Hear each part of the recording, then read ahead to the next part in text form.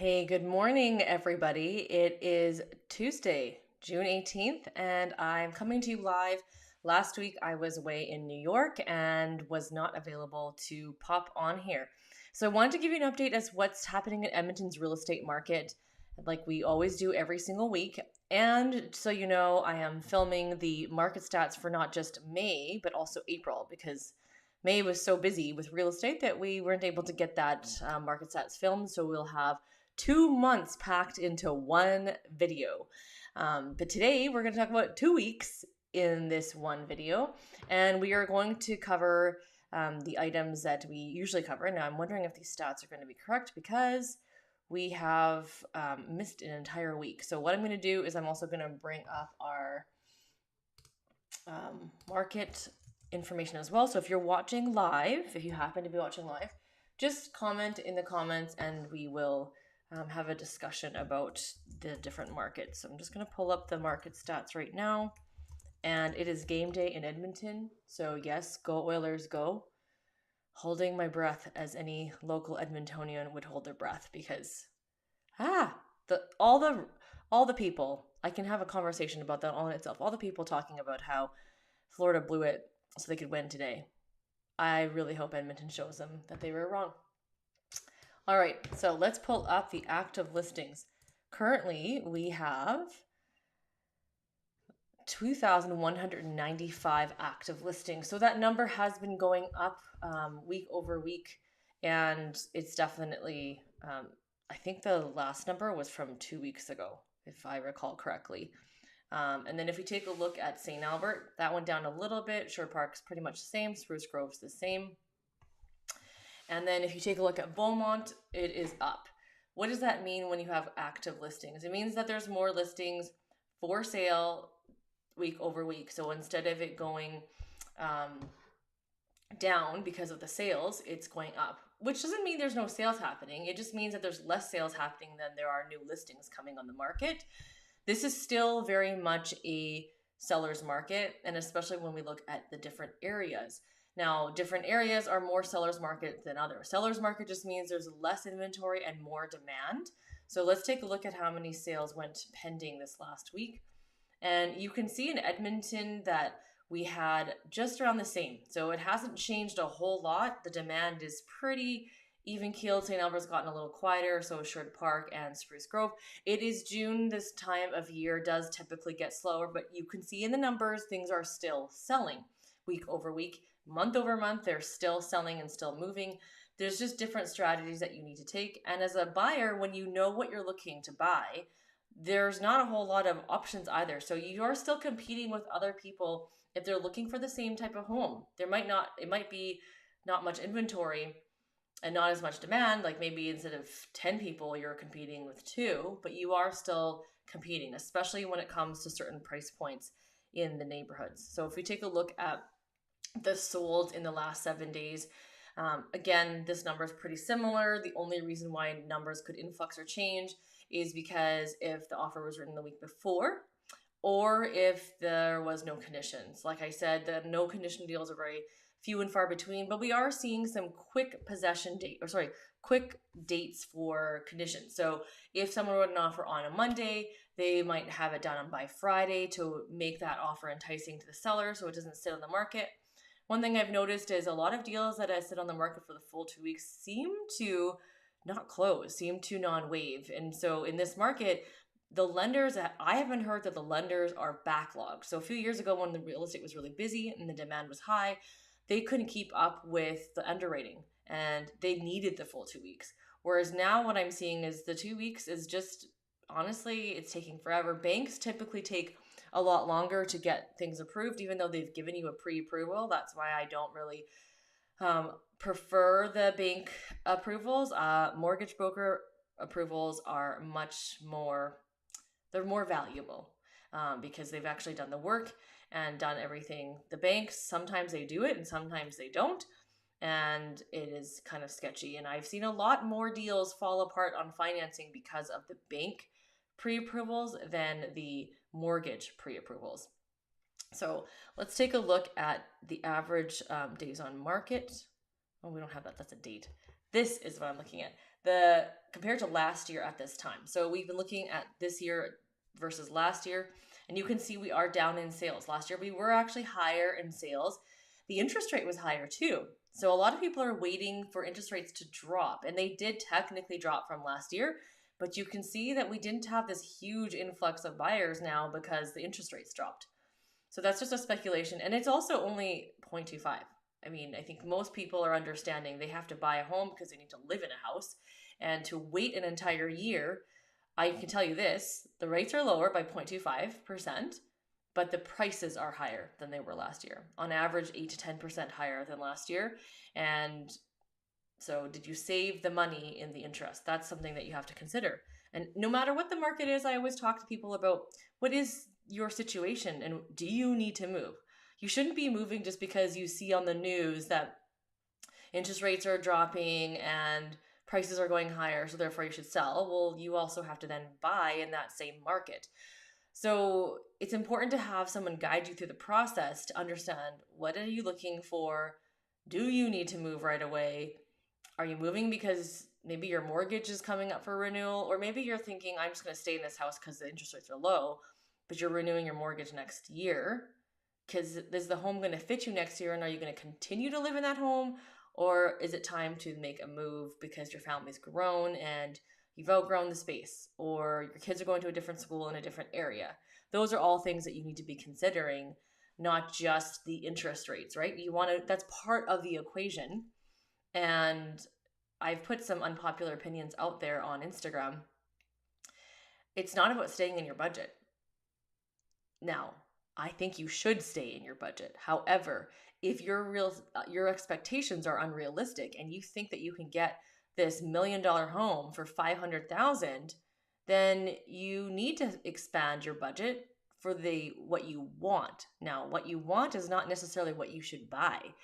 Sometimes people buy homes because they think that's what they want, but then the mortgage is too high.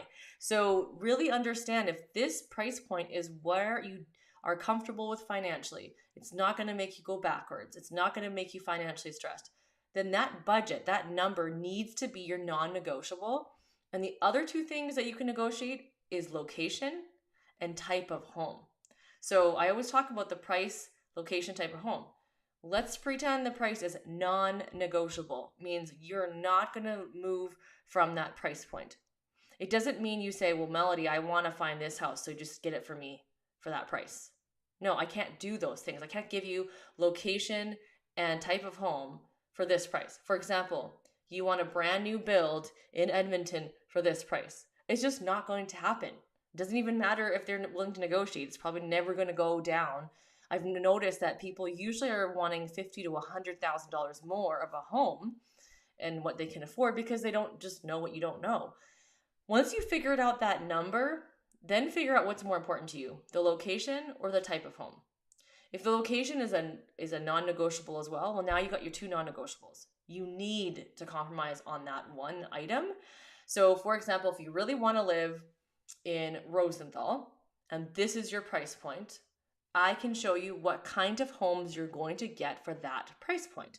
So let's actually do that right now so you can see what that looks like. So let's just pull this open, and I just need to move this so you can see.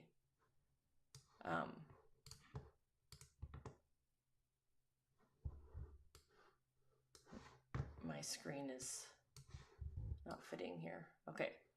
So we're going to look at Rosenthal, and let's say your budget is $500,000, okay? Which means we're not going to look at $550 or $600. You're not going to get 10% off. Realistically, we should be looking at $475 in case you end up in multiples, and that is still happening. So we're going to look at the max of $500, and you have 5 options. If Rosenthal is your go-to space and you're not going to be, looking anywhere else, let's take a look at these houses. So you've got this house here. This is a new build. These are the street towns. What on earth? How much is this asking? Oh, $339. I thought it was asking for $500. I was going to say that's way too high. This home is a street side development, so it's brand new. 339 is not bad. Now this one, let's see, is it a single family? Some of these sometimes, yeah, there's no condo fees here. So 339, which is crazy because 4 years ago you could buy one of those ones with detached garage with the 2-story with the basement for less than this price, and that was in 2019, so 5 years ago. And now you're seeing these come up higher than that. So that's how much prices have gone up in the last little bit. Let's look at another one. Here, that's another one that is also a street side property. Let me just take a look here. Yeah, see these pictures. There you go.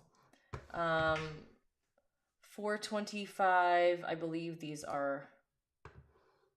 Yeah, so this is the Homes by Avi house that sold for almost 100K. Anywhere from 100K to 75K less 5 years ago, but can't really change that now.